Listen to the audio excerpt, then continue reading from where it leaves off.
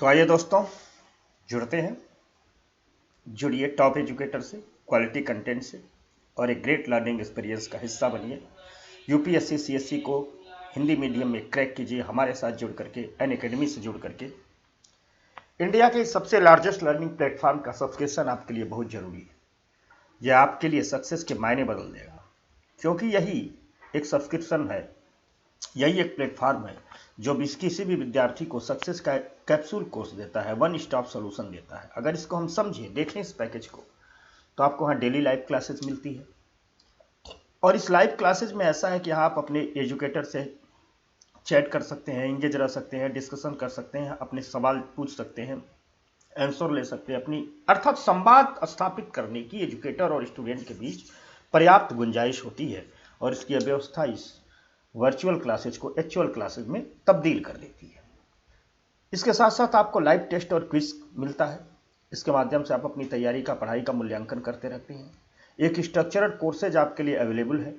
यह structured courses क्या करता है, जनरल स्टडीज में यह देखा गया है कि किसी भी विद्यार्थी की प्रिपरेशन में, तैयारी में बड़ी बिखराव आ जाता है, सिलेबस इतना ब्रॉड है। तो यह अनअकैडमी ने क्या किया है कि ढेर सारे लोगों के अनुभव, मार्गदर्शन, सक्सेस लोगों के मार्गदर्शन से, प्रोफेसरों की सलाह से पूरे के पूरे सिलेबस को स्ट्रक्चर्ड कर दिया है। विद्यार्थी को केवल पढ़ना है, बिखराव की कहीं कोई गुंजाइश नहीं है। और साथ साथ आपको अनलिमिटेड एक्सेस प्राप्त होता है।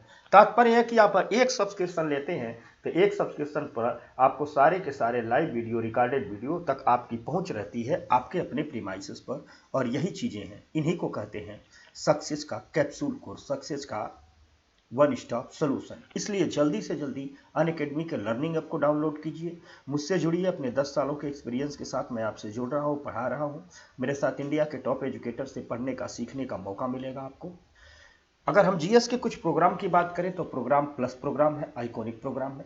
यूपीएससी जीएस का जो प्लस प्रोग्राम है, अगर थोड़ा सा इसकी फीस पर चर्चा करें तो देखिए, 1 महीने का 9,000 है, 3 महीने का 7500 है, 6 महीने का प्रोग्राम है, 12 महीने का प्रोग्राम है, 24 महीने का प्रोग्राम है। मैं सिर्फ 24 महीने के ही प्रोग्राम पर फोकस करता हूँ, क्योंकि 2 साल तो लगते हैं सिविल सर्विसेज की तैयारी में। तो अगर 24 महीने के प्रोग्राम को देखिए, आर्थिक बचत के मायने समझते हैं, तो 1 महीने का फीस है 9,000, वहीं 24 महीने का फीस हो जाता है 3,000 रुपये। और इस पर भी जब आप रेफरल कोड लोकेश1 इस्तेमाल करते हैं तो 10% की छूट मिल करके पर मंथली आपका हो जाता है 2700 रुपये। अर्थात 2700 रुपये पर महीने पर आपको मिलता है live classes, test series, unlimited practice, structure schedule. ये खूबी है इस प्लस प्रोग्राम की। तो आप प्लस प्रोग्राम से जुड़िए, 24 से 36 महीने का प्रोग्राम लीजिए। यदि आपको दूसरे प्रोग्राम में आना है, आइकॉनिक प्रोग्राम में आना है, तो ये 12 महीने, 24 महीने, 36 महीने का है। यहाँ भी आप देखिए कि जब 12 महीने का प्रोग्राम लेते हैं तो 5,792 रुपये है, लेकिन 24 महीने के प्रोग्राम में आपका सीधे 4458 रुपये हो जाता है। और रेफरल कोड लोकेश1 इस्तेमाल करते हैं तो ये 4,013 रुपये हो जाता है, यानी 10% की छूट मिल जाती है। तो इस और साथ साथ इस 4,013 रुपये में आपको मिलता है live classes, test series, unlimited practice, structural schedule, personal coach, daily mains question answer practice, study planner, personal feedback इत्यादि चीजें मिलती हैं। तो अब इससे बेहतर क्या होगा, 2 साल की कंप्लीट तैयारी कंप्रिहेंसिव कोर्स के साथ सिर्फ 4,000 रुपये महीने में इतनी चीज़ें आपकी अवेलेबल है। तो जल्दी से जल्दी प्रोग्राम लीजिए, रेफरल कोड लोकेश1 जरूर इस्तेमाल करें। वैसे ही हम ऑप्शनल की चर्चा करते हैं। ऑप्शनल के भी साथ बात वही है, विद्यार्थियों को लगता है कि कौन ऑप्शनल कहाँ पढ़ना चाहिए, तो कोई भी ऑप्शनल चुनिए। सबके बहुत बेहतर तरीके से तैयार और डिजाइन किए हुए मैटर, बेहतर टीचर, आपको बेहतर एजुकेशन इस प्लेटफॉर्म पर मिलेंगे। कोई भी ऑप्शन, चाहे पब्लिक एडमिनिस्ट्रेशन हो, साइकोलॉजी हो, सोशियोलॉजी हो, ज्योग्राफी हो, हिस्ट्री हो, इकोनॉमिक्स हो, anthropology, agriculture, mathematics, law, management, Maithili literature, Hindi literature, कोई भी हो, आप यहाँ सीधे जुड़ सकते हैं, बात कर सकते हैं, संवाद स्थापित कर सकते हैं और बेहतर तैयारी करते हैं कोई भी ऑप्शनल चुन करके बहुत सस्ते फीस में। अगर देखा जाए तो 12 महीने का 27,500 रुपये है, 24 महीने का 40,000 रुपये है। और यहाँ भी जब रेफरल कोड लोकेश1 इस्तेमाल करते हैं तो आपको 10% की छूट मिल जाती है। तो 10% की छूट लीजिए, रेफरल कोड लोकेश1 इस्तेमाल कीजिए और अपनी तैयारी को एक मुकम्मल आयाम दीजिए, पहचान दीजिए। तो आइए दोस्तों, शुरू करते हैं आज की चर्चा। बड़ी मजेदार है। इकोनॉमी के एक ऐसे टॉपिक को आज मैं पढ़ा रहा हूँ जो यूपीएससी के सिलेबस में बड़े मजेदार सवाल पूछते हैं। यह है कि आपको बहुत जगह सब पढ़ने को नहीं मिलेगा। तो जो लोग मुझसे पढ़ते हैं जानते ही हैं, हम जो टॉपिक लेकर के आते हैं प्योरली स्टैंडर्ड मॉडल के होते हैं। यूपीएससी का जो स्टैंडर्ड है, सवालों का जो स्टैंडर्ड है। तो आज हम पढ़ेंगे कि मौसम का इकोनॉमी पर क्या प्रभाव पड़ता है। समझना, जलवायु का इकोनॉमी पर क्या प्रभाव पड़ता है। हम इकोनॉमी में अलग से पढ़ लेते हैं ना, रबी की फसल है, खरीफ की फसल है, जायद की फसल है, ऐसा होगा वैसा होगा। वहीं भूगोल में पढ़ लेते हैं कि ऐसा जलवायु वैसा जलवायु, लेकिन जलवायु और इकोनॉमी एक दूसरे से जुड़ी हुई है। जुड़ी तो जलवायु से जीवन भी है, लेकिन सीधे अगर पैसे पर वैल्यू दिखा जाए तो जलवायु और इकोनॉमी आपसे एक दूसरे से जुड़ी हुई है। और जुड़ी इसलिए है कि जलवायु पर डिपेंड है कृषि, और कृषि पर डिपेंड है पूरा का पूरा रूरल इकोनॉमी, ग्रामीण अर्थव्यवस्था। और किसी भी देश के, आज भारत की मामले की बात करें तो हमारी पूरी की पूरी जीडीपी में 45% का योगदान हमारी रूरल इकोनॉमी का है, हमारी ग्रामीण अर्थव्यवस्था का है, जो सीधे प्रभावित है किससे? कृषि से। यानी कृषि ठीक हो गई तो 45% इकोनॉमी अपने आप डायरेक्टली ठीक हो जाती है, बाकी अनडायरेक्टली तो 100% इकोनॉमी ही कृषि पर आधारित है। समझ में आ गई बात? खाओगे नहीं तो जियोगे क्या? आप जियोगे नहीं तो व्यापार किसके लिए, तरक्की किसके लिए, विकास किसके लिए? सब मनुष्य के लिए ही है। तो मनुष्य होने के लिए कृषि जरूरी है। लेकिन जब हम इकोनॉमी के नजरिए से देखेंगे तो इकोनॉमी पर कृषि पर आधारित है ग्रामीण अर्थव्यवस्था, और ग्रामीण अर्थव्यवस्था का 45% सीधे के सीधे बेस्ड है किस पर? जलवायु पर, मानसून पर। तो अगर मानसून ठीक है तो 45% की अर्थव्यवस्था ठीक है। और कहा जाता है, अगर हम भारतीय महाद्वीप की बात करें तो पूरे भारत में स्वच्छ जल मुहैया करने की व्यवस्था क्या है? मानसून ही हमें पानी देता है। ये मानसून की जो फुहारे हैं वो पर्यावरण के लिए जरूरी हैं, खेती किसानी के लिए जरूरी हैं, समाज और सरकार के लिए जरूरी हैं। इन सब पर बड़ी गंभीर छाप छोड़ती है। और जिस दौर में आज हम खड़े हैं, आर्थिक मंदी के जिस दौर में खड़े हैं, इकोनॉमिक क्राइसिस के जिस दौर से गुजर रहे हैं, उस दौर में एक ही उम्मीद की किरण नजर आती है कि इस बार भारतीय मानसून बहुत अच्छा हुआ है। और कहा गया है कि बढ़िया बारिश हुई है, इससे ग्रामीण अर्थव्यवस्था को ताकत मिलेगी, देश में खुशहाली आएगी, और कोरोना के दिए गए घाव कुछ हद तक भरेंगे। यानी कोरोना के घाव को भरने की उम्मीद जग गई है, क्योंकि मानसून बेहतर आया है। तो आज विस्तृत चर्चा करेंगे पूरे के पूरे भारत की अर्थव्यवस्था पर इस मानसून का क्या प्रभाव पड़ता है, पूरी की पूरी दुनिया की अर्थव्यवस्था पर इस मानसून का क्या प्रभाव पड़ता है। इसी टॉपिक को हम पढ़ने वाले हैं कि मानसून का जलवायु का अर्थव्यवस्था पर प्रभाव। तो अगर मानसून अच्छे हो, अब मान लो सीधे मेंस को सवाल आ जाए, इससे मेंस का सवाल बहुत बढ़िया आता है कि मानसून पर अर्थव्यवस्था का क्या सवाल है। तो आपकी स्क्रीन पर मैंने ऐसा लिखा है कि जैसे मेंस का आंसर लिखा जाता है। तो इसी को अभी हम कई टुकड़ों टुकड़ों में काट के पढ़ेंगे, ठीक, प्रीलिम्स के लिए पढ़ेंगे। तो एक सवाल सीधे मिलता है, ठीक, कि मानसून का अर्थव्यवस्था पर क्या प्रभाव पड़ता है। तो उसको हेडिंग टाइप के लिखना है। उद्योगों को राहत मिलती है, बारिश बाजार से जुड़ा है, पर्यावरण संरक्षण है, खेती के लिए वरदान है, इसके सामाजिक पहलू हैं, सरकार को राहत मिलती है। तो बस हल्की हल्की हिंट हम कर देते हैं, ठीक। होता क्या है कि जब अच्छी मानसून आती है तो बेहतर कृषि होती है, और ग्रामीण इलाकों में समृद्धि बढ़ती है, और ग्रामीण इलाकों में समृद्धि बढ़ने से उद्योगों में डिमांड, मार्केट में डिमांड उठती है, और मार्केट में जब ग्रामीण उत्पादों की डिमांड उठती है तो उद्योगों को प्रोडक्शन मिलता है, अर्थात उद्योगों को राहत मिलती है। बात नंबर एक, जो मानसून का उद्योगों पर प्रभाव है। दूसरी बात कही जाती है, बारिश सीधे सीधे बाजार से जुड़ी हुई है। तो कैसे बाजार से जुड़ी हुई है क्या कि जो कृषि पैदावार बढ़ती है तो कुल आबादी में 2/3 ग्रामीण लोगों की आय में इजाफा होता है। यानी जितनी भी ग्रामीण आबादी है उसका 2/3 लोग, 2/3 लोग सीधे सीधे कृषि से जुड़े हैं, जो डायरेक्ट कृषि से जुड़े हैं, खेती जिनकी आय का साधन है। तो मानसून बेहतर होगा, कृषि पैदावार बढ़ेगी, ग्रामीण लोगों की आय बढ़ेगी, इससे घरेलू मांग बढ़ेगी, ठीक, और मजबूत आर्थिक प्रदेश होंगे तो शेयर बाजार का मनोबल बढ़ता है, अर्थात बारिश सीधे बाजार को बूस्ट कर देती है। दूसरा टॉपिक आपको लिखना जब मेंस में सवाल पूछे, पर्यावरण संरक्षण बड़ा मुद्दा है। पर्यावरण नहीं तो जीवन नहीं। तो होता क्या है कि जो लबालब भरे हुए हमारे जल स्रोत होते हैं, इससे रबी के फसलों की सिंचाई की जा सकती है, क्योंकि उस काल में बारिश तो होती नहीं है। अधिक बिजली उत्पादन से बिजली का संकट नहीं रहेगा, क्योंकि जब हमारे जल स्रोत बढ़े रहेंगे तो हाइड्रो इलेक्ट्रिक प्लांट बेहतर से काम करेंगे। इस दोनों से फायदा क्या होगा? अगर मान लो बारिश ऐसी हुई है तो रबी की फसलों की हम तालाबों से सिंचाई कर लेंगे, जो हमारे डैम भरे रहेंगे तो बिजली बना लेंगे। इससे ये दोनों चीजें अगर उपलब्ध है तो डीजल से चलने वाले पंपों का सिंचाई के लिए इस्तेमाल कम होगा, जो गांव में डीजल से पंप चलते हैं।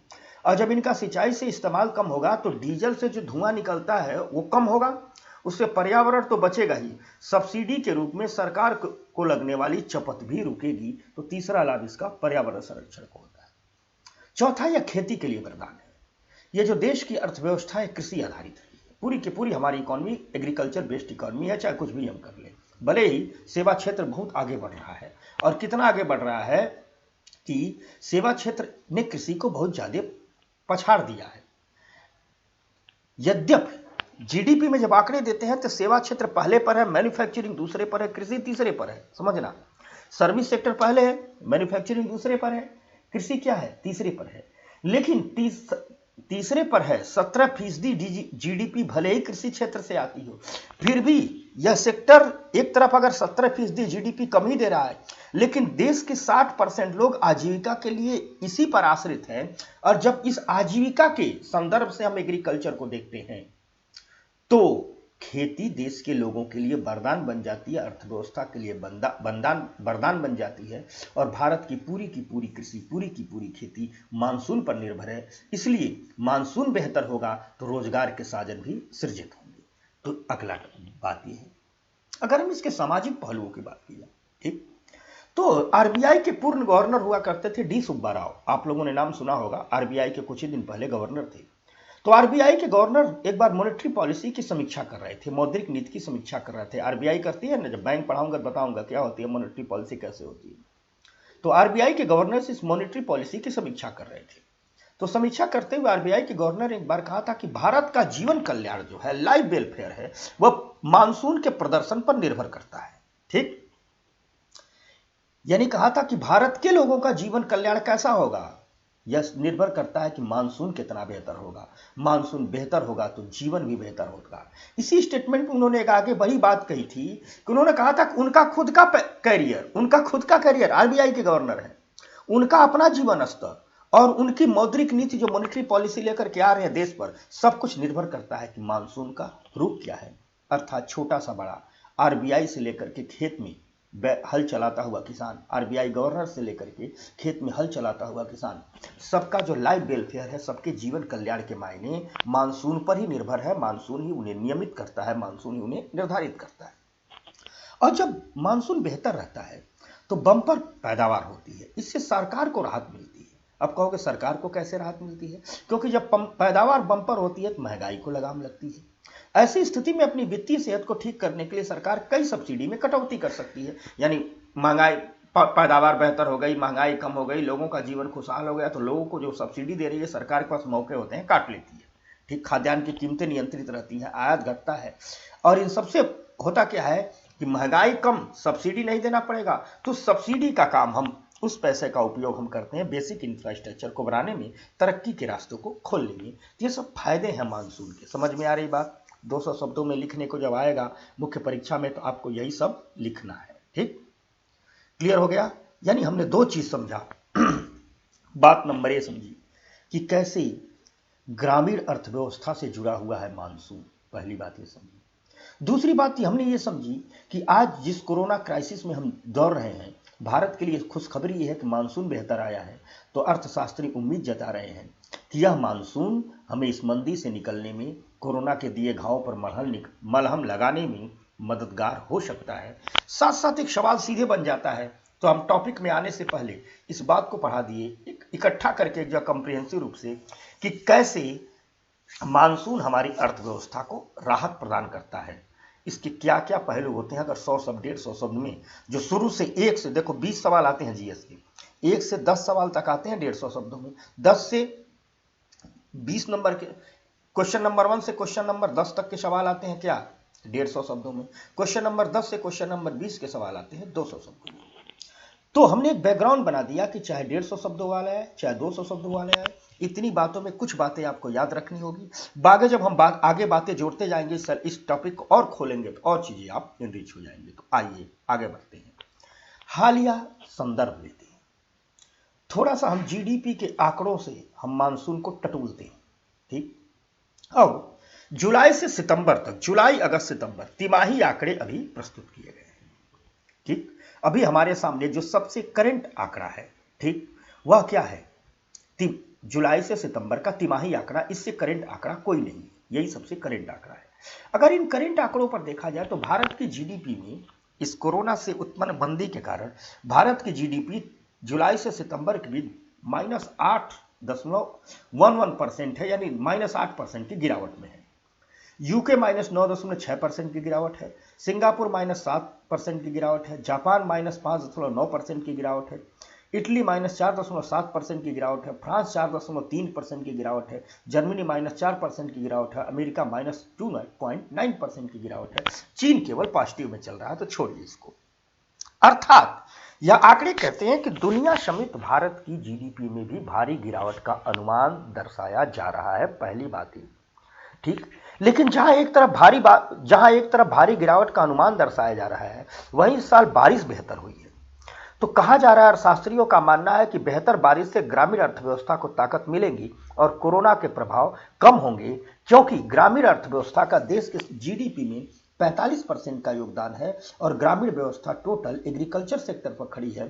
तो जो हमारा 45% ठीक ठाक होने वाला है, तो इससे कह रहे हैं कि हम इस मंदी से निकालने में यह मानसून या जलवायु इस साल की वर्षा हमें भारी मदद दे सकती है। बात नंबर क्लियर हो गई बात। अब आगे कहें, थोड़ा इस मानसून को विस्तार करते हैं। लगभग 60 से 90% बारिश मानसून के 4 महीने में होती है। दक्षिणी राज्य तमिलनाडु केवल इस मामले में अपवाद है, ठीक, क्योंकि मानसूनी सीजन में मानसून सबसे कम जो वर्षा होती है वो तमिलनाडु में होती है। तमिलनाडु में पूरे साल में होने वाली बारिश में मानसूनी बारिश की हिस्सेदारी सिर्फ 35% है। यानी तमिलनाडु बगैर मानसूनी सीजन में, बगैर मानसून के सीजन में तमिलनाडु में ज्यादा वर्षा होती है। लेकिन भारत में जो खेती और किसानी है 12 महीने का काम है, वर्षा 4 महीने हो रही है, शेष 8 महीने का। तो जितनी बेहतर वर्षा होती है उतने बेहतर हमारे जल स्रोत होते हैं, चाहे तालाब हो, चाहे कुएं हो, चाहे नहरें हो, चाहे नदियों हो, पानी रहता है और सिंचाई के साधनों का इस्तेमाल करके हम अपने उत्पादन की प्रक्रिया को जारी रहते हैं। लेकिन फिर भी किसान कुछ ऐसी फसलें होती हैं, जैसे चावल है, मक्का है, दाल है, कपास है, गन्ना जैसी फसलों को बोने के लिए बारिश का इंतजार करते हैं, क्योंकि बुआई के वक्त इन फसलों में बहुत ज़्यादा नमी चाहिए। अगर हम आंकड़ों की बात करें तो 2019 में मानसूनी वर्षा सामान्य से 10% अधिक थी, जो 1994 के बाद से सबसे अधिक रही थी। इससे इन फसलों का बम्पर पैदावार को देखने को मिला। इसीलिए 2019-20 में भारत में रिकॉर्ड खाद्यान्न उत्पादन हुआ। भारत ने खाद्यान्न उत्पादन में 2019 का साल पूरे के पूरे आजादी के बाद सबसे ज्यादा प्रोडक्शन का साल रहा है। तो ये अनुमान लगाया जा रहा है कि जब 20 में तो इससे बेहतर हुआ है, समझना बात को, ठीक, 20 में इससे बेहतर हुआ है, तो जब 20 में इससे बेहतर हुआ है तो और बेहतर खाद्यान्न रिकॉर्डन होगा, हम मंदी से आगे बढ़ेंगे। ये रही बैकग्राउंड। अब आइए, एरिजोना यूनिवर्सिटी ने कुछ अध्ययन किया है और अध्ययन किया है मानसून पर, ठीक, और यह आप लोग ये जो एरिजोना यूनिवर्सिटी के आंकड़े हैं, डाटे हैं, इसको आप लोग याद कर लीजिएगा लिख करके।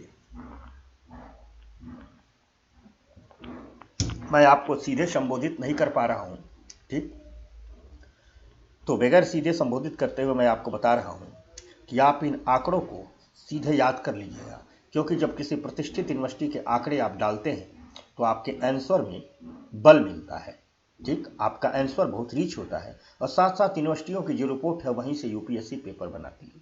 एक बात मैं और आपको कहना चाहूंगा, क्योंकि आप लोग सीधे जुड़े होते तो संवाद करता। आप लोगों ने एक बात दावा किया है कि जब हम कुछ पढ़ाते हैं तो यूनिवर्सिटी सरकार की रिपोर्टों पर ही क्यों फोकस करते हैं। दरअसल पढ़ाई में जो मैक्सिमम लोग पढ़ा रहे हैं वो गाइडों से पढ़ रहे हैं, और हम जिन गाइडों को पढ़ते हैं, यूपीएससी का जो पेपर सेटर होता है उसे गाइडों के बारे में पता ही नहीं होता है। एक बात कहता था हिटलर, चर्चिल कहता था सेकेंड वर्ल्ड वॉर में, कि कोई लड़ाई जीतनी है तो उसी लेवल पर जाकर के सोचो जिस लेवल पर दुश्मन सोच रहा है। वो कहता था, सोचो हिटलर क्या सोच रहा होगा। अपने जनरलों को जब संबोधित करता था तो कहता था, सोचो हिटलर क्या सोच रहा होगा, सोचो हिटलर क्या सोच रहा होगा, और अगर हिटलर के लेवल पर जाकर सोचोगे तो हरा दोगे उसे। बात अगर यूपीएससी के संदर्भ में, आपकी तैयारी के संदर्भ में इसी बात को हम कहें, तो आपको सोचना होगा कि जो आपका पेपर सेटर है वो क्या सोचता है। आपको सोचना होगा कि जो हमारा पेपर सेटर है वो किस लेवल की पढ़ाई करता है। जो बड़ा प्रोफेसर हमारी इकोनॉमी की पेपर को सेट करता है, अगर हम इकोनॉमी की बात करें, मान लो भारत का बड़ा प्रोफेसर इकोनॉमी का पेपर सेट करता है, किसी टुटपुजिए से तो यूपीएससी सेट नहीं करवाती है। तो जो बड़ा प्रोफेसर सेट करता है वो पढ़ता क्या है, वो मार्केट में कोई गाइड तो पढ़ता नहीं है। जो दुनिया भर की गाइड आप लोग जाते हैं मार्केट में होते, गाइड तो पढ़ता नहीं है। वो तो नीति आयोग की रिपोर्ट पढ़ेगा। आपको मैं जल्दी क्लास बनाने वाला है नीति आयोग, जो लाइव होना शुरू हो मैं क्लास बनाऊंगा नीति आयोग, ठीक। वो तो नीति आयोग की रिपोर्ट पढ़ता है, समझ में आ गई बात।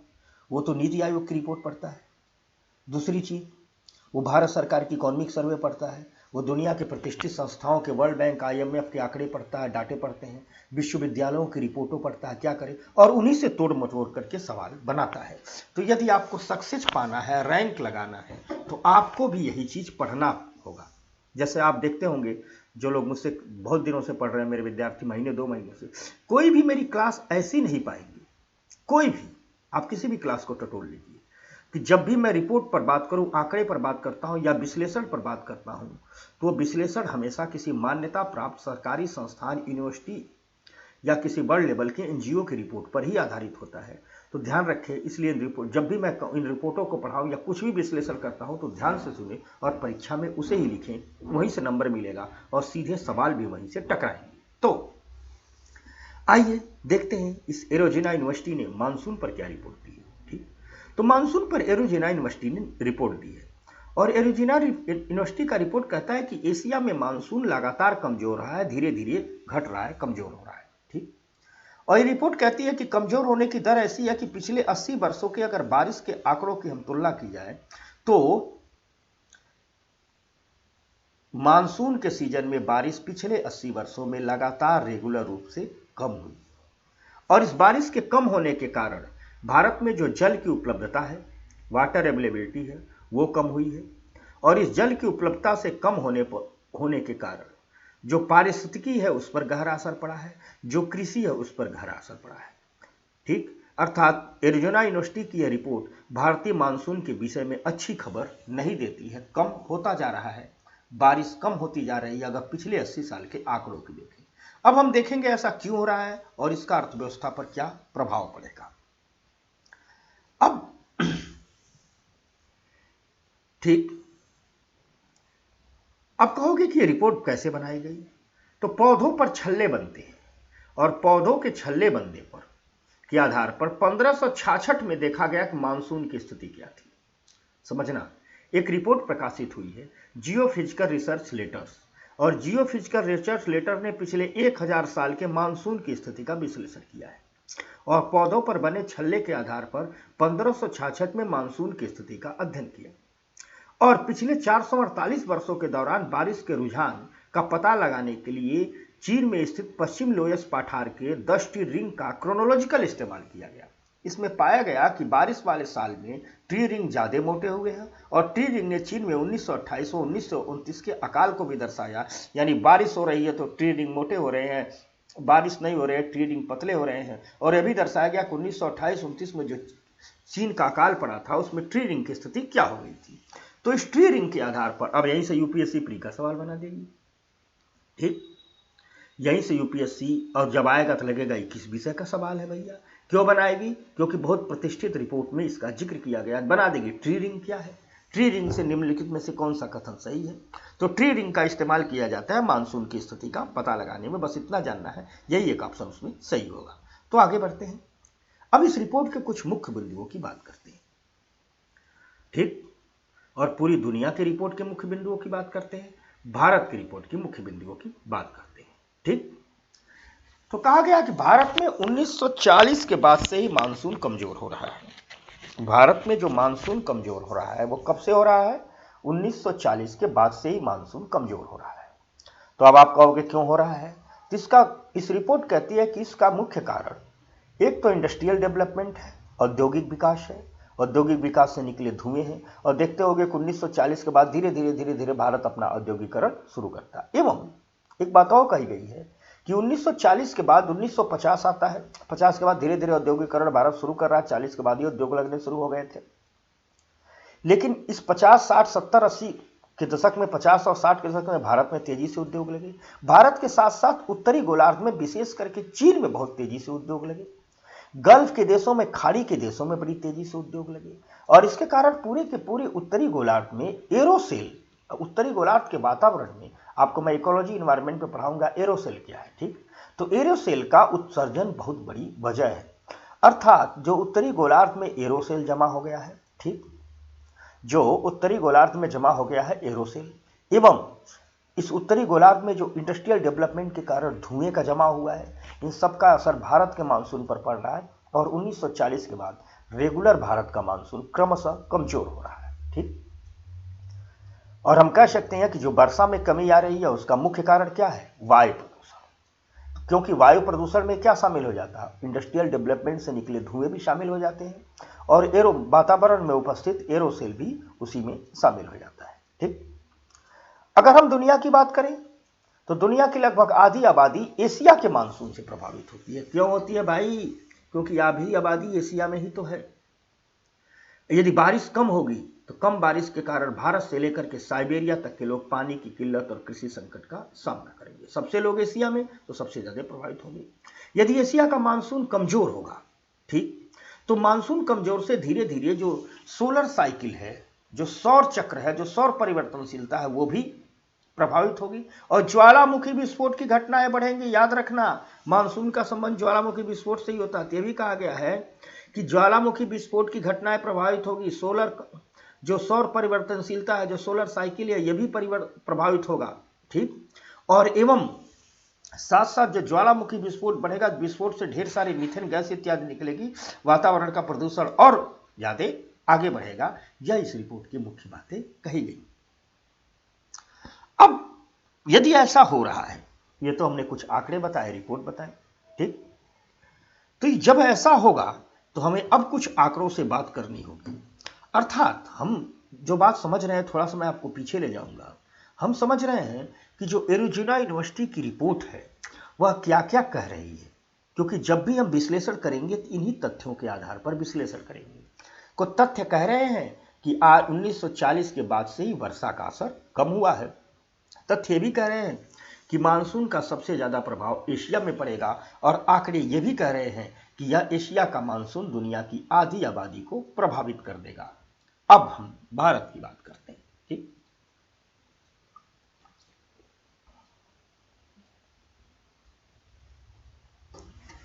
तो अगर मानसून कमजोर होगा तो देश की अर्थव्यवस्था पर क्या प्रभाव पड़ेगा, एक कॉन्सेप्ट के रूप में तो आपने इसको समझ लिया। अब जब आप एक कॉन्सेप्ट के रूप में समझ लिया तो अब थोड़ा सा सर्वे करते हैं।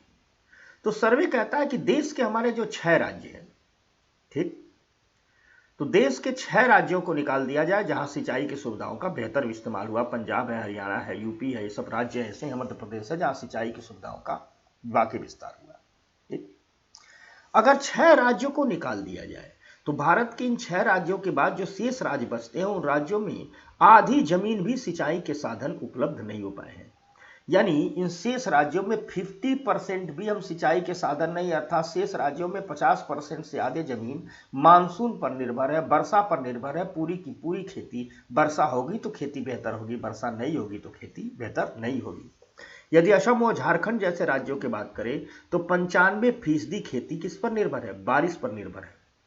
अब सोच लो, असम झारखंड जैसे राज्य में 95% बारिश पर निर्भर है, और ये जब इन राज्यों में वर्षा नहीं होगी तो इन राज्यों की पूरी खेती, किसानी, ग्रामीण इकोनॉमी ही तबाह हो जाएगी। यहाँ के किसानों को अत्यधिक नुकसान होगा। तो यह आंकड़ा भी आपको याद रखना है, एक बात भी। ठीक, दूसरी बात देखें, बुंदेलखंड और विदर्भ, उत्तर प्रदेश और मध्य प्रदेश की सीमा पर स्थित बुंदेलखंड और महाराष्ट्र का विदर्भ, भारत में ये दोनों प्रदेश जाने जाते हैं पलायन और किसानों की आत्महत्या के कारण। यहाँ के किसान पलायन कर जाते हैं, दिल्ली मुंबई में रिक्शा चलाता हुए लोग मिल जाएंगे, किसानों का शोषण होता है। और जब आप लोग किसानों के आत्महत्या के आंकड़ों, रूह कपाने वाले आंकड़े देखते हो तो मैक्सिमम सुसाइड के आंकड़े बुंदेलखंड के ही हैं और विदर्भ के ही हैं।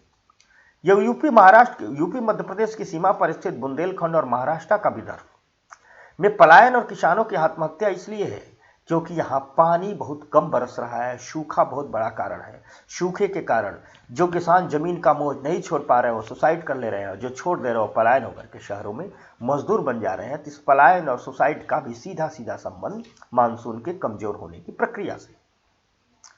दूसरी बात समझ गए, अगर पूरे देश की बात करें तो देश का खाद्यान्न उत्पादन काफी हद तक किस पर टिका है? मानसून पर टिका है।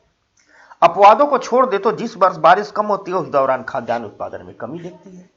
इनमें कुछ महत्वपूर्ण वर्ष हैं 65 66, 71 72, 87 88, 2001 2, 2008 9। जब ये कमजोर मानसून होता है तो खरीफ की फसल को तो सीधा प्रभावित कर देता है। पानी की कमी के कारण पर्याप्त पानी की आवश्यकता वाली फसल को काफी नुकसान होता है, जैसे धान की फसल, चावल की फसल, सोयाबीन की फसल, कॉटन, ऑयलसीड इत्यादि की फसल है जो सीधे के सीधे तभी बुआई होगी जब खेत में पानी रहेगा। और ये जो कमजोर मानसून होता है यह फसल उत्पादन में कमी के साथ साथ करता क्या है कि जब भी फसल उत्पादन में कमी आ गई तो यह खाद्यान्न की कीमतें बढ़ा देता है, नकदी फसलों की कीमतें बढ़ा देता है, जो मुद्रास्फीति को बढ़ा देती हैं, और इससे देश की वह ग्रामीण अर्थव्यवस्था जो कृषि पर टिकी है वो बेरोजगार हो जाती है, महंगाई उसकी कमर तोड़ देती है, उसकी क्वालिटी ऑफ लाइफ में गिरावट आनी शुरू हो जाती है। ये बात रही। तो हमने यानी कमजोर मानसून का अर्थव्यवस्था पर क्या प्रभाव है, इसमें 5 पॉइंट देखे। छठा पॉइंट क्या कहता है कि खराब मानसून के कारण लोगों के एक्सपेंडिचर रेट, खपत दर पर भी असर पड़ता है, क्योंकि उत्पादन की कमी से लाभ में कमी होती है। भाई जितना खाद डाले, बीज डाले, श्रम किए, उतने में 20 क्विंटल अनाज हो रहा है, लेकिन उतना ही खाद डालेंगे, बीज डालेंगे, श्रम करेंगे, उसमें ही 15 क्विंटल अनाज का उत्पादन होगा। 5 क्विंटल घटेगा कि नहीं घटेगा? तो होता क्या है, खपत दर पर क्या पड़ता है, असर पड़ता है। और जब खपत दर पर असर पड़ेगा, क्यों पड़ता है भाई? क्योंकि उत्पादन की कमी हो गई। 20 क्विंटल, जितने पूंजी में 20 क्विंटल उत्पादित हो रहा था उतने ही पूंजी में 15 क्विंटल उत्पादन होने लगा, यानी 5 क्विंटल की कमी हो गई। अब जब 5 क्विंटल की कमी हो गई तो यही 5 क्विंटल तो उसका प्रॉफिट था, वह बेचता, पैसा लाता, लेकिन वो 5 क्विंटल नहीं आया। जिससे लोग अपने खर्च को संतुलित करने लगते हैं और खर्च को मैनेज करने के लिए अपनी खपत को कम कर देते हैं, और जब खपत को कम करते हैं तो सीधा असर उसके मार्केट डिमांड पर पड़ता है, इकोनॉमी का साइकिल टूटता है। समझ में आ गई बात?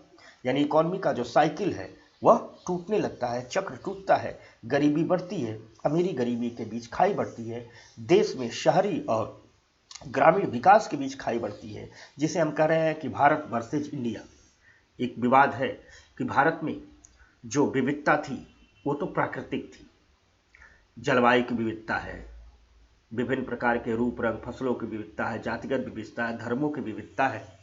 तो यह विविधताएं इस मुल्क को खूबसूरत बनाती थी। ठीक, आप इस देश को घूमो तो लगेगा दुनिया घूम लिए। किसी को पहाड़ों का शौक है, चलो भैया हिमालय इत्यादि में घुमाया जाए। किसी को पहाड़, घाटियां, फूल इत्यादि देखना है तो नॉर्थ ईस्ट चला जाए। रेगिस्तान का मजा लेना है तो राजस्थान है। मैदानी क्षेत्र देखना है तो उत्तर के मैदान है। तटीय क्षेत्रों, समुद्र तटीय क्षेत्र को देखना है तो तटीय क्षेत्र हैं, द्वीप भी हैं। अर्थात पूरी दुनिया के जितनी भौगोलिक विविधताओं को समेटा हुआ है भारत। इसलिए चूंकि भूगोल की विविधता यहाँ भूगोल की विविधता क्यों है? क्योंकि मानसून की विविधता है, और मानसून की विविधता संस्कृतियों की विविधता लाती है। कम बारिश क्षेत्रों वाले लोगों का व्यवहार अलग होगा, अधिक बारिश क्षेत्रों वाले लोगों का व्यवहार अलग होगा। ठीक, तो और इसके कारण विभिन्न प्रकार की हमारे यहाँ संस्कृतियां हैं, विभिन्न प्रकार के धर्म हैं। आप जब धर्मों की ओरिजिन पढ़ेंगे, धर्म का इतिहास पढ़ेंगे, संस्कृतियों का इतिहास पढ़ेंगे, तो संस्कृतियों का जो स्वभाव होता है, धर्म की जो प्रक्रियाएं होती हैं, सीधे के सीधे हमारे मानसून से जुड़ी होती है। जैसे उत्तर भारत में जिन धर्मों का विकास हुआ, जो गंगा यमुना द्वाब के उन धर्मों का विकास हुआ, उसमें शाकाहार पर जोर रहता है, जीव हिंसा उसमें मना है। आप असर देखना, बुद्ध कहाँ हुए? गंगा घाटी में हुए। महावीर कहाँ हुए? गंगा घाटी में हुए। तो आप देखते होंगे कि यहाँ के जितने प्रचारक हैं, जितने धर्म हैं, जितनी संस्कृतियां हैं, उनमें शाकाहार का ज्यादा बोलबाला है। ये धर्म जीव हिंसा के विरोध पर टिका हुआ है। क्यों टिका है? क्योंकि यहाँ खेती किसानी थी तो खाने का लोगों के पास विकल्प था, अनाज थे, सब्जियां थी।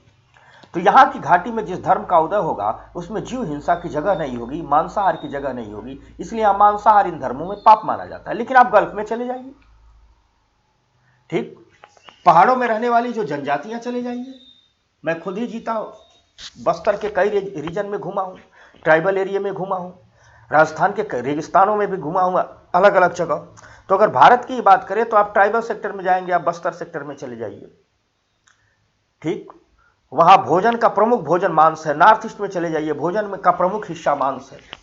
तो उसका कारण क्या है कि जहां खेती किसानी नहीं होगी, जहां मानसून नहीं होगा, तो मिट्टी उर्वरा नहीं होगी। मिट्टी उर्वरा नहीं होगी जल प्रणाली नहीं होगी, कई प्रकार की फसलें नहीं होंगी, फल नहीं होंगे, सब्जियां नहीं होंगी, अनाज की दाने नहीं होंगी, तो यहाँ जिन संस्कृतियों का विकास होगा उन संस्कृतियों में लोग खाएंगे क्या? जीवों का शिकार करेंगे। इसलिए आप खाड़ी देशों में जाओ, गल्फ के देशों में जितने धर्मों का उदय हुआ उसमें जीव हिंसा जायज है, वहां मांस खाना पाप नहीं माना जाता है। जैसे मान लो इस्लाम है, मांस खाना पाप नहीं माना जाता है, अच्छी बात है, उसमें कोई बात नहीं है, क्योंकि उसका उदय कहां हुआ? गल्फ में हुआ है। उस रेगिस्तान में ढेर प्रकार के फल सब्जियों का उत्पत्ति नहीं थी, तो इसलिए वहां का जो जीवन पद्धति है वहां के मानसून से है। आप मध्य भारत, आप उत्तर भारत में आएंगे, बहुत जन का विकास हुआ, हर धर्म में एक ही बात की जाती है कि जीव हिंसा नहीं होनी चाहिए, क्योंकि यहां जो जीवन पद्धति विकसित, धर्म क्या है? जीवन पद्धति, लाइफ स्टाइल, और कुछ नहीं है।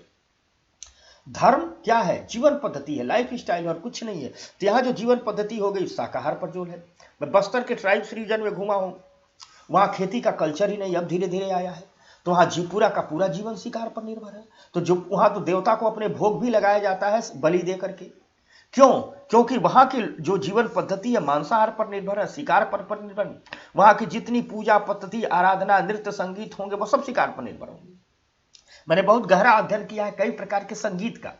ट्राइबल एरिया में पाए जाने वाले त्योहारों में जो गीत गाया जाता है, संगीत का गाया जाता है, और नृत्य के समय कई प्रकार के आप देखोगे लोग हाथ में हथियार लिए रहते हैं। नृत्य कर रहे हैं लेकिन हाथ में कुल्हाड़ी लिए हैं, नृत्य कर रहे हैं लेकिन हाथ में भाले लिए हैं, नृत्य कर रहे हैं लेकिन ड्रम है। क्यों? क्योंकि होता था कि अतीत में जाओगे तो ये लोग सामूहिक रूप से शिकार करने जंगलों में जाते थे, और जब सामूहिक रूप से ये लोग शिकार करने जंगलों में जाते थे तो जब भी बड़ा शिकार मार देते थे तो इनको खुशी होती थी, तो जितने शिकारी उसी शिकार के चारों तरफ झूम झूम के नाचने गाने लगते थे। तो वहां जो नृत्य विकसित हुआ वह किस पर हुआ? शिकार आधारित नृत्य। आप देखना, गौर करना। वहीं पंजाब का किसान क्या होगा? फसल बेहतर होगी तो भांगड़ा गाएगा। उत्तर भारत का किसान क्या करेगा? यूपी बिहार का किसान क्या होगा? फसल बेहतर हो गई, कटेगी, वाह, खुशियां मनाएगा, रंग गुलाल लगाएगा, होली गाएगा। आप होली को देख लीजिए, बैसाखी को देख लीजिए, पोंगल को देख लीजिए, ये सारे के सारे जो त्योहार हैं सब कृषि पर आधारित है, मानसून पर आधारित है।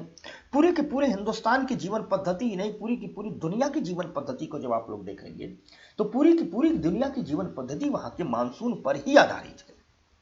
इसलिए हम कर सकते हैं कि मानसून सिर्फ खेती का पालना नहीं है, मानसून संस्कृतियों का भी पालना है।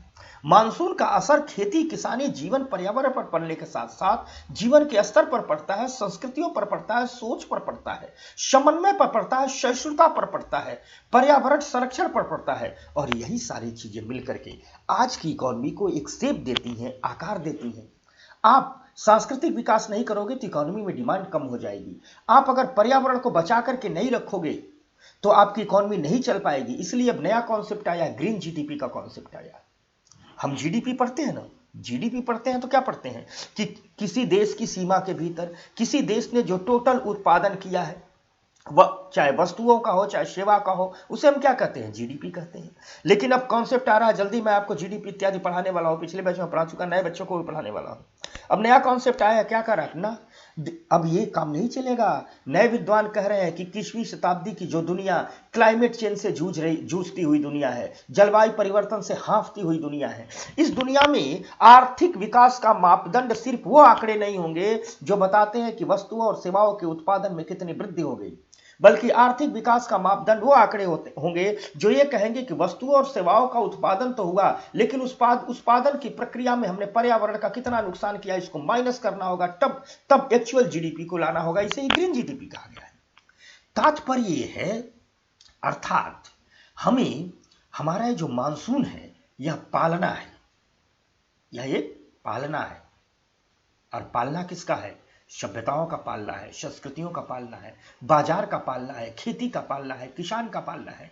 और जब खेती किसानी मजबूत रहती है तो सभ्यताएं मजबूत रहती हैं।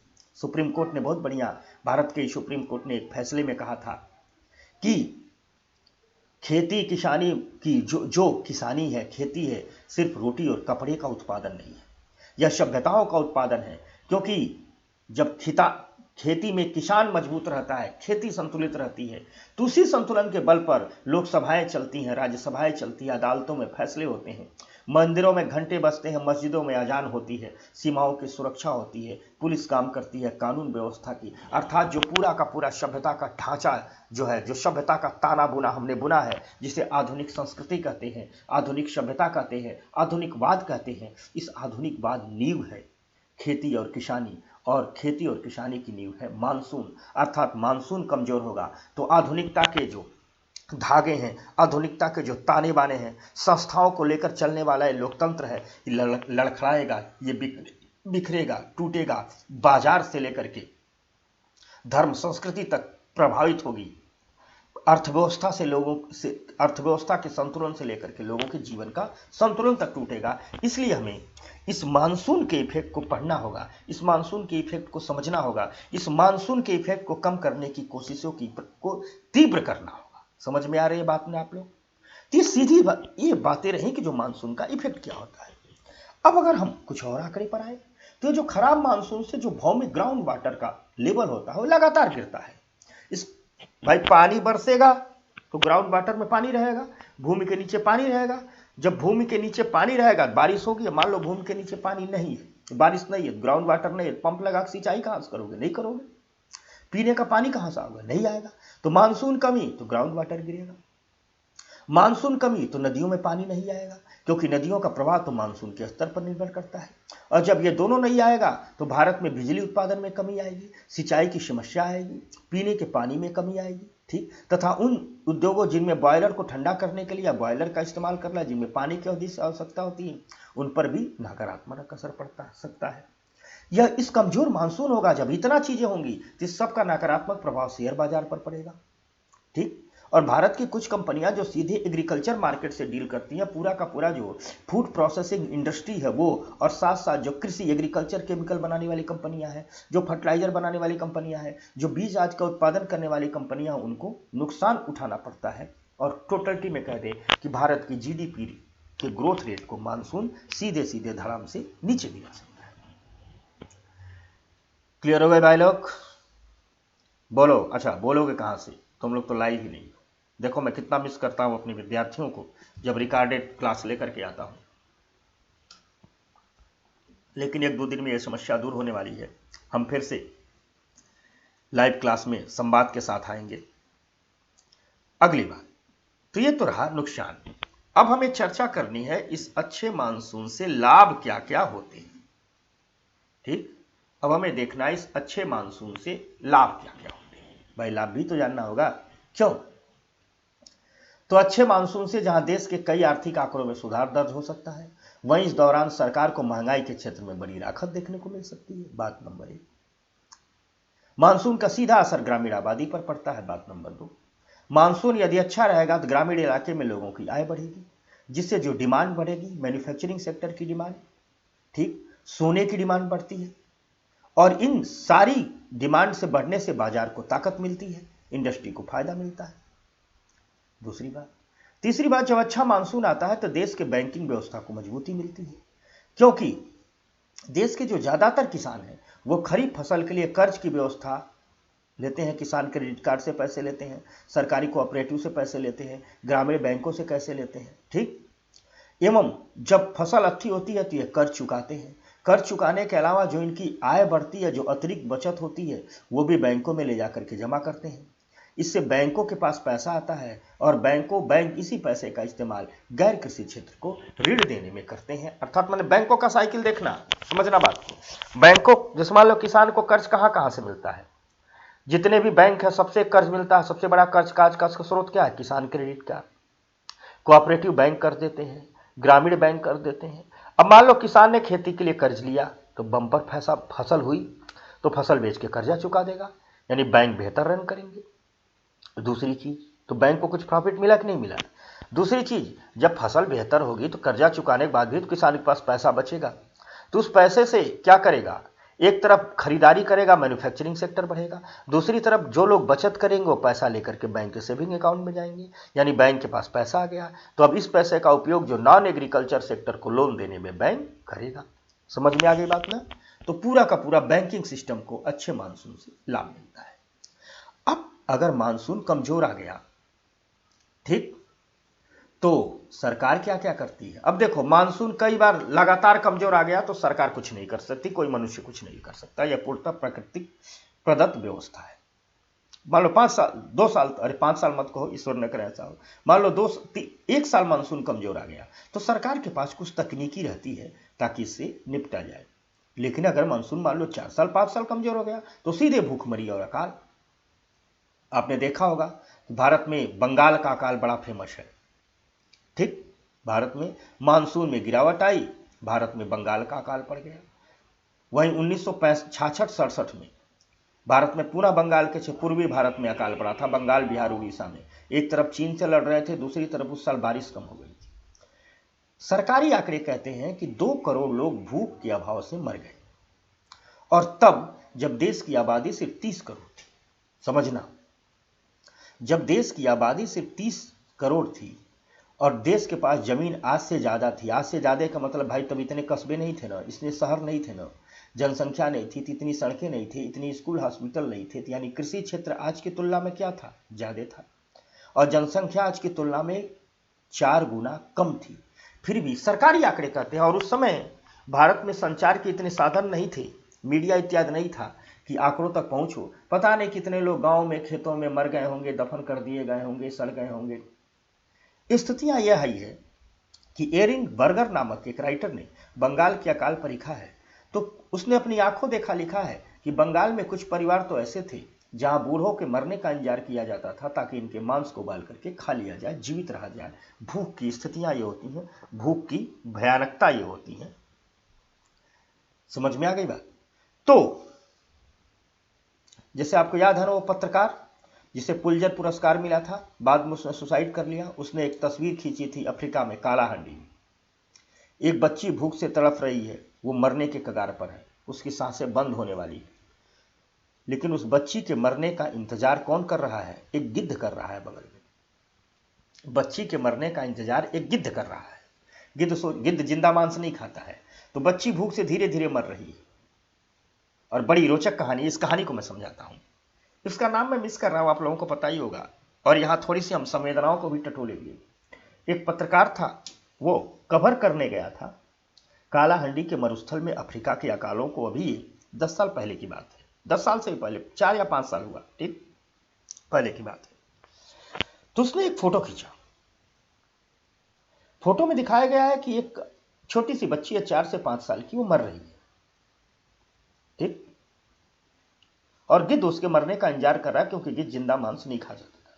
उस पत्रकार ने कई दिनों खोज के बाद वो फोटो देखा और इंतजार करके फोटो खींच लिया और चला आया। वो फोटो जब पब्लिश हुआ, पूरी दुनिया की संवेदना उस तस्वीर की ओर गई, और उस साल पत्रकारिता के क्षेत्र का नोबेल माने जाने वाला पुलित्जर पुरस्कार उस पत्रकार को मिला। पुरस्कार मिल गया, बहुत चर्चा हुई। बाद में बीबीसी का एक इंटरव्यू चल रहा था उसी पत्रकार का, तो बीबीसी का इंटरव्यू, जो पत्रकार, दूसरा पत्रकार उस पत्रकार का इंटरव्यू ले रहा था, तो उसने कहा कि लड़की का क्या हुआ, जो लड़की अभी तो मरी नहीं थी, आपने तो जीवित ही तस्वीर ले ली थी, तो लड़की का क्या हुआ। तो पत्रकार ने बोला मुझे नहीं पता। तो दूसरे पत्रकार ने कहा गिद्ध का क्या हुआ, तो उसने कहा मुझे नहीं पता। तो उस पत्रकार ने बोला कि वहां 2 गिद्ध थे, एक वो एक आप चाहते तो उस लड़की को बचा सकते थे, आपने बचाया क्यों नहीं। तो उस पत्रकार ने कहा कि नहीं, मेरी फ्लाइट छूटने वाली थी, जल्दी थी। तो दूसरे पत्रकार ने, जो इसका इंटरव्यू ले रहा था, उसने कहा वहां 2 गिद्ध थे, एक वो गिद्ध एक आप। वो गिद्ध तो अपने धर्म का पालन कर रहा था क्योंकि वो जीवित वस्तु को नहीं खाता है, तो लड़की के मरने का इंतजार कर रहा था, जो उस गिद्ध का स्वाभाविक चरित्र था। लेकिन आप तो उस लड़की को बचा सकते थे, कुछ पानी ब्रेड दे सकते थे, यूनाइटेड नेशन के रिहेबिलिटेशन सेंटर में ले जा सकते थे। आपने पत्रकारिता धर्म तो निभाया, लेकिन मानवीय धर्म को आप पीछे भूल गए।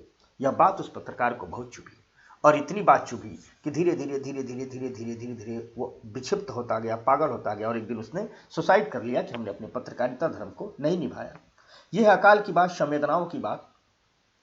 तो आप देखते होंगे कि अकालों का दौर रहता होगा, तो भारत भी इस दौर से गुजरा है, अब नहीं गुजर रहा है, क्योंकि एग्रीकल्चर उत्पादन हमारे पास पर्याप्त है। लेकिन रिपोर्ट कहती है कि मानसून कमजोर होगा।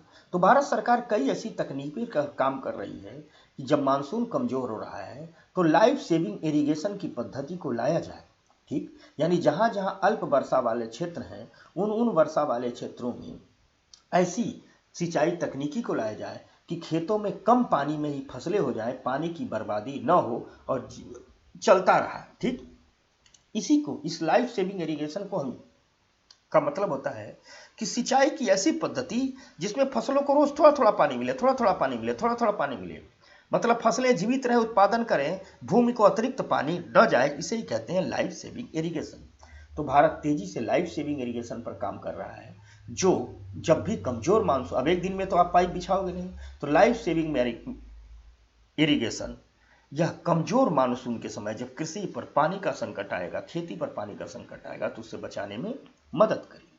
ठीक, क्षेत्र, इस लाइफ सेविंग इरिगेशन के तहत क्षेत्र विशेष योजनाएं बन रही हैं और पानी की उपलब्धता के मुताबिक फसलों को बदलने की सलाह भी दी जा रही है। जैसे भारत सरकार ने भी कहा है कि यदि पश्चिमी उत्तर प्रदेश, पंजाब और हरियाणा के क्षेत्र के लोगों को भारत सरकार मोटे अनाजों को खेती करने की प्रोत्साहित कर रही है, क्योंकि जो वेस्ट यूपी है, यहां सिंचाई के अधिक साधनों का इस्तेमाल करके धान की खेती और गेहूं, गन्ने की खेती व्यापक पैमाने पर की जा रही है। जबकि यहाँ जो वर्षा की स्थिति है, यहाँ के जो ग्राउंड वाटर की पोजीशन है, उसके हिसाब से यहाँ गेहूं की, यहाँ मोटे अनाजों की खेती होनी चाहिए, गेहूं की खेती होनी चाहिए, दालों की खेती होनी चाहिए। तो क्षेत्र विशेष योजनाएं बन रही हैं और पानी की उपलब्धता के मुताबिक फसलों को बदलने की सलाह दी जा रही है कि जहां पानी कम है मोटे अनाज बोइए, दाल इत्यादि बोइए। ठीक, साथ साथ कमजोर मानसून की स्थिति वाले क्षेत्रों में सूखे से निपटने के लिए ऐसे बीज का विकास किया जा रहा है, ऐसे बीजों का वितरण किया जा रहा है, जेनेटिकली चेंज करके ऐसे सीड्स बनाए जा रहे हैं जो कम पानी में भी ज्यादा से ज्यादा फसलों का उत्पादन कर सके। ठीक, भारतीय कृषि अनुसंधान परिषद ने मानसून की अनिश्चितता को देखते हुए कुछ नए बीज खोजे, ठीक, जो देर से बोए जाने के बावजूद बराबर उत्पादन देने के काबिल है। यानी अगर मान लो जिस सीजन में उन्हें ज्यादा पानी चाहिए नहीं मिल रहा, तो देर से बुआई होगी, पानी जब वातावरण में नमी आएगी, तो ऐसे बीज खोजे हैं। यानी दो तरफ के बीजों पर काम चल रहा है। एक तो ऐसे बीज खोजे हैं भारतीय कृषि अनुसंधान संस्थान ने जो बीज सूखे की समस्या का सामना करेंगे, यानी इनमें ऐसे जीन होंगे कि कम पानी में भी ये सर्वाइव कर जाएंगे। दूसरी तरफ ऐसे बीज खोजे हैं जो देर से बोए जाने के बाद भी उत्पादन को सुनिश्चित करेंगे। एवं साथ साथ सरकार अपने किसान चैनल इत्यादि के माध्यम से स्थानीय लोगों को जागरूक कर रही है कि वो जल संचय पर बल दें और कम से कम पानी बर्बाद करें। जितना पानी बर्बाद करें, कोशिश करें ग्राउंड वाटर को रिचार्ज करने की पद्धतियां भी चलती रहे। एवं किसानों की जब कमजोर मानसून के कारण कमी हो जाए, आय में कमी हो जाए, तो सरकार कोशिश कर रही है नकदी सहायता कोष का गठन किया जाए कि उन क्षेत्रों में जहां मानसून डिस्टर्ब होगा तुरंत किसान को कुछ कैश में उपलब्ध करा दिया जाएंगे, कुछ विशेष पैकेज उपलब्ध करा दिया जाएगा ताकि ग्रामीण अर्थव्यवस्था जीवित रहे और अगले साल मानसून आएगा तो स्थितियां बेहतर हो जाएंगी। साथ साथ राज्य सरकारों को भी निगरानी एजेंसी गठन करने का आदेश दिया गया है कि जमीनी स्तर पर समस्या से सरकार अवगत हो और आम लोगों को मदद पहुंचाई जा सके। इसके अलावा, इन सब के अलावा एक बात और किया जा रहा है, लोगों में पर्यावरण के प्रति संवेदनशीलता का विकास किया जा रहा है। आप देखते होंगे एनसीईआरटी की किताबों में, छोटी छोटी किताबों में अब पर्यावरण पर टॉपिक डाले गए हैं। बच्चों को होमवर्क दिया जा रहा है कि पौधा लगाइए, फोटो खींच के भेजिए, मम्मी पापा से कहा जा रहा है ताकि पर्यावरण के प्रति संवेदनशीलता बच्चों में विकसित हो। और जब तक हम अपने पर्यावरण के प्रति संवेदनशील नहीं होंगे, आप एक नया टर्म आया है एनवायरमेंटल एथिक्स, पर्यावरणीय नैतिकता। दो चीजें हैं, एक शब्द है पर्यावरण की संवेदनशीलता और एक शब्द है पर्यावरण की नैतिकता। पर्यावरण की संवेदनशीलता का मतलब है कि जब तक हम लोग पर्यावरण को संवेदनशील नहीं करेंगे, नहीं रहेंगे, इमोशनली जब तक हम अपने पेड़ से, पौधे से, जल से, संसाधन से, नदियों से, तालाबों से नहीं जुड़ेंगे, तब तक हम इन्हें बचाएंगे नहीं, इनका दुरुपयोग ही करेंगे। अर्थात अगर हमें चाहना है कि जमीनी स्तर पर एक लोग हाथ से हाथ बढ़ा के आगे आए और यही एक रास्ता और कुछ नहीं है, हमारे पर्यावरण को बचाएं, खेती किसानी को बचाएं, मिट्टी की नमी को बचाएं, तो लोगों में इन मुद्दों के प्रति संवेदनशीलता का विकास करना होगा। साथ साथ जैसे हमारे पास एक समाज की नैतिकता है, हमारे पास जीवन की नैतिकता है, सिखाया जाता है ना कि समाज की नैतिक, कई काम हम करना चाहते हैं लेकिन इसलिए नहीं करते हैं कि वो काम समाज विरोधी काम है। कई चीजें हमारे सोच संस्कार में है, माता पिता की इज्जत करना है, सब करना है, सत्य बोलना है, सहिष्णुता का विकास करना है, प्रेम पूर्वक जीवन जीना है, क्या है हमारी जीवन की नैतिकता है। वैसे भी पर्यावरण नैतिकता को हमें अब अपने चरित्र में डालने होंगे, गढ़ने होंगे, यानी ऐसी सामाजिक व्यवस्था का निर्माण करना होगा जहां मूल्यों के रूप में पर्यावरण के मूल्य भी शामिल हों। अर्थात लोगों को समझना होगा कि अगर हम बाइक स्टार्ट करके फुर्र दे कहीं निकल जा रहे हैं तो हमें ये बैठ करके सोचना होगा, तय करना होगा कि हमने बाइक खरीदी तो अब हम धुएं का उत्सर्जन करेंगे, और जब हम धुएं का उत्सर्जन करेंगे तो हमारी नैतिकता बनती है कि हम 5 पेड़ लगा दें ताकि इन धुओं का वो क्या कर लें, अवशोषित कर लें। समझ में आ गई बात। हमें खुद सोचना होगा कि हम पराली न जलाएं, हमें खुद सोचना होगा कि हम प्लास्टिक पोल्यूशन न करें, हमें खुद सोचना होगा कि हमारे गांव में जो हैंड पंप लगाते हैं उसके साथ साथ एक बोरिंग और कर दें। जैसे हैंड पंप लगता है पानी बाहर निकालने का, उसके बगल में एक बोरिंग और कर दी जाती है, वो क्या करता है पानी को अंदर लेकर चला जाता है, ग्राउंड वाटर की रिचार्जिंग होती है। यानी ये सब, अर्थात हमें काम करना होगा पर्यावरण की नैतिकता पर, हमें काम करना होगा पर्यावरण की संवेदनशीलता पर, हमें व्यक्तियों के बीच ऐसे चरित्र गढ़ने होंगे जो पर्यावरण के प्रति संवेदनशील है, शिक्षा के माध्यम से उन्हें देना होगा। साथ साथ हमें समाज में ऐसे मापदंड रचने होंगे ताकि पूरा का पूरा समाज में प्रतिष्ठा का केंद्र पर्यावरण बन जाए। जो लोग पर्यावरण बचाएंगे उन्हें सम्मान देंगे, इससे पर्यावरण नैतिकता हमारे सामाजिक मापदंडों में शामिल हो जाएगी। ये दो करने की बहुत जरूरत है, तभी हमारी खेती बचेगी, किसानी बचेगी, हम बचेंगे, आप बचेंगे, सभ्यताएं बचेंगी, और जब हम बचेंगे तभी तो कुछ करेंगे। ये सच है कि नई दुनिया बनाना है, खूबसूरत दुनिया बनाना है, लेकिन इस खूबसूरत दुनिया और नई दुनिया को बनाना किसके लिए है? मनुष्यों के लिए ही तो बनाना है। और जब ये मनुष्य ही नहीं रहेगा तो ये नई दुनिया, हम खूबसूरत दुनिया बनाएंगे किसके लिए? समझ में आ गई बात। तो आगे आइए अगली बात समझते हैं कि इस कृषि विकास के लिए मानसून का महत्व क्या होता है। बस लास्ट का टॉपिक है। तो मानसून के समय जो होने वाली बारिश होती है, देश में सालाना होने वाली बारिश की 70% होती है, यानी 70% वर्षा सिर्फ मानसून से होती है। यह सीधे सीधे कुछ प्रमुख खरीफ या सोयाबीन जैसे चावल, दाल, तिलहन की फसलों की पैदावार को प्रभावित करती है। क्योंकि जून में मानसूनी बारिश के आगमन होने से किसान इन फसलों का रोपण शुरू कर देते हैं, और जून से सितंबर महीने के दौरान देश में लगभग 75% बारिश हो जाती है, और भारत के कुल खाद्यान्न उत्पादन का लगभग 50% इन्हीं ग्रीष्मकालीन फसलों के रूप में आता है। अगर मानसून में देरी होती हो तो खाद्य आपूर्ति में कमी आ जा सकती है, जिससे महंगाई बढ़ सकती है। और भारत का कृषि क्षेत्र $3 ट्रिलियन की अर्थव्यवस्था में 15% की हिस्सेदारी रखता है, जबकि यह क्षेत्र वहीं देश की आधी आबादी को रोजगार देता है और पूरे देश को भोजन। तो विकास का कोई मॉडल भूखे रख करके तो नहीं हो सकता है। विकास के हर मॉडल पर भूख तो स्थापित ही होती है। इसलिए जब बनाने की बात आती है नई दुनिया की, जब बनाने की बात आती है न्यू इंडिया की, जब हम भविष्य के सपने करते हैं कि मंगल पर पहुंचेंगे, चांद पर पहुंचेंगे, सूरज पर जाएंगे, ठीक, समानता, स्वतंत्रता, बंधुत्व और न्याय पर आधारित संसार बनाएंगे, तो अगर इस ऐसे संसार को बनाना है तो हमें खेती की पद्धतियों को मजबूत रखना होगा, ग्रामीण अर्थव्यवस्था को मजबूत रखना होगा, मानसून को मजबूत रखना होगा। और ऐसा लगता है कि मानसून पूरा प्रकृति प्रदत्त है, सच है, लेकिन हमने अपने मानवीय कार्यकलापों से मानसून के पैटर्न में हस्तक्षेप कर दिया है।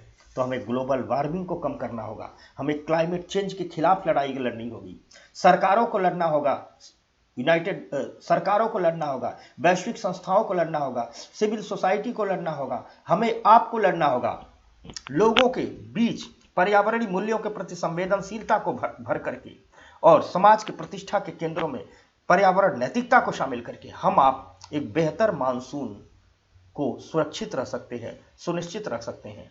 और यही मानसून हमारी पूरी की पूरी जीवन को एक लय देता है, जीवन को एक तरंग देता है, जीवन को एक अर्थ देता है। अब कहोगे जीवन को लय, तरंग और अर्थ इस बारिश की फुहारों से क्या लेना देना है? तो लेना देना है, जब ये फुहारें पलती हैं तो फूल खिलते हैं, पौधे उगते हैं, फसलें उगती हैं, और नी फसल फूल पौधे पर ही तो हमारे तीज होते हैं, हमारे त्यौहार होते हैं, हमारी सांस्कृतिक विरासत जन्म लेती है, हमारी विविधताएं फलती फूलती हैं, और एक गुलदस्ते के रूप में दुनिया बनती है। एक ऐसा गुलदस्ता जिसमें एक ही फूल नहीं है, सभी फूल हैं, सभी महत्वपूर्ण हैं। इसलिए हमें पर्यावरण संरक्षण के प्रति अपनी जिम्मेदारियों का निर्वहन करके मानसून को बेहतर रखने में अपनी भूमिका सुनिश्चित करनी होगी, और ये दुनिया आगे भी रहे, ये दुनिया खूबसूरत भी रहे, ये दुनिया बेहतर भी रहे और इस बेहतर दुनिया में सबसे बेहतर एक भारत देश रहे।